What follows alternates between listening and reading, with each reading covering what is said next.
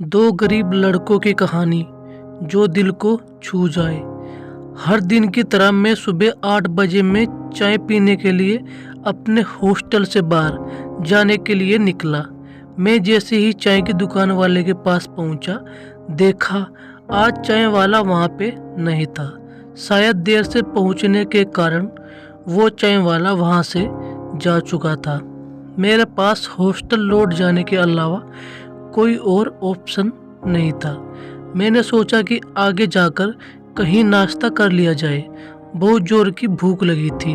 मैं आगे की होटल की ओर जा रहा था, तभी मेरी नज़र फुटपाथ पर बैठे दो बच्चों पर पड़ी। दोनों लगभग 10-12 साल के रहे होंगे। बच्चों की हालत बहुत खराब और कमज़ोर नज़र आ रही थी। कमजोरी के कारण अस्थि पिंजर साफ दिखाई दे रहे थे। वे भूखे लग रहे थे। छोटा बच्चा रोते हुए बड़े भाई को खाने के बारे में कह रहा था।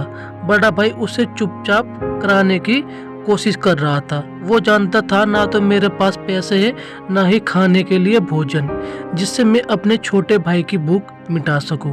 वो भी लाचार बेटा भूख से पागल हो जा रहा था। मैं अचानक रुक गया। दौड़ती भागती जिंदगी में एकदम से ठहर से गए।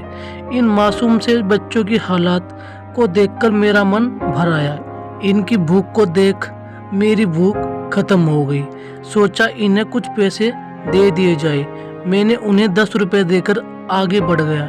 जैसे मैं आगे की ओर बढ़ा, मेरे मन में एक विचार आया, कितना कंजूस हूँ मैं। 10 रुपए क्या मिलेगा, चाय तक ढंग से नहीं मिलती। स्वयं पर शर्म आई, फिर वापस लौटा। मैंने मासूम से दिखने वाले भूखे बच्चों से कहा, कुछ खाओगे? बच्चे थोड़े असमंजस में पड़े। मैंने कहा, बेटा मैं नाश्ता करने जा रहा हूँ, तुम भी कर लो। वे दोनों भूख के कारण तैयार हो गए। उनके कपड़े गंदे होने और ऐसी हालात में देखकर होटल वालों ने डांट दिया और भगाने लगा। मैंने कहा, भाई साहब उन्हें जो खाना है वो उन्हें दो, पैसे मैं दूंगा। मेरी बात सुन होटल वाले ने आश्चर्य से मेरी ओर देखा। उसकी आंखों में उसके बर्ताव के लिए शर्म साफ दिखाई दी। बच्चों ने नाश्ते, मिठाई व लस्सी मांगी। सेल्फ सर्विस के कारण मैंने नाश्ता बच्चों को लेकर दिया। बच्चे जब खाने लगे, उनके चेहरे की खुशी देख मेरे चेहरे पर स्माइल आ गया। उस वक्त हमें दुनिया की काफ़ी अच्छी फीलिंग आ रही थी। उन दोनों को, मासूम बच्चों को देख अपना बचपन याद आ।